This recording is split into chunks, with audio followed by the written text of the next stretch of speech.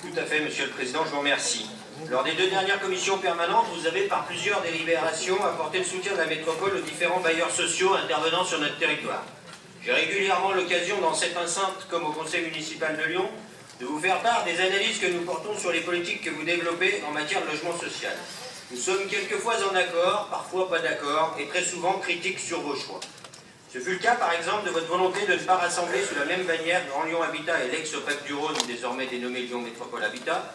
Nous pensions effectivement qu'un tel rapprochement pouvait être source d'économie d'échec.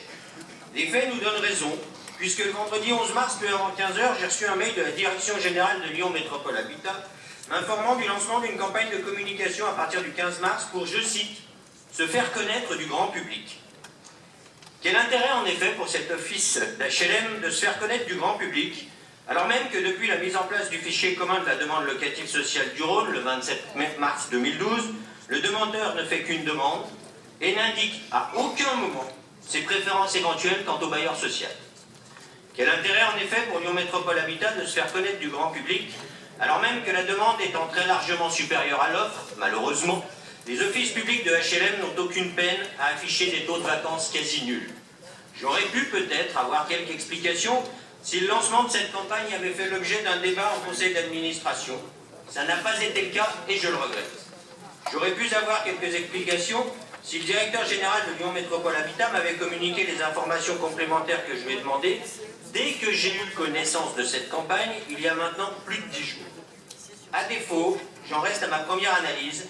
Cette campagne est manifestement inutile.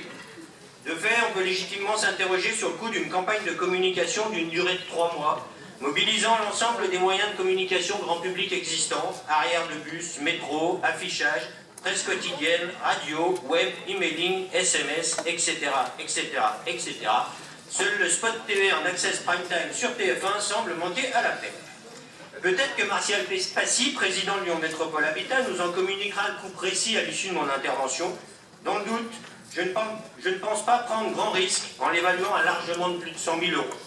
Monsieur le Président, alors même que vous avez expliqué que conserver 3 EPH sur le territoire de la métropole ne coûterait pas plus cher que de les fusionner, alors même qu'il vous aura fallu plus de 3 mois pour mobiliser ici même 125 000 € pour venir en aide au musée des tissus, alors que vous nous expliquez à longueur de conseil qu'en ces temps de budget contraint, il faut dégager des marges de manœuvre, vous laissez un OPH qui dépend de votre tutelle dépenser, je devrais dire gaspiller l'argent des Lyonnais. Nous ne pouvons vous laisser faire sans vous exprimer de la façon la plus affirmée notre désapprobation. Je vous remercie.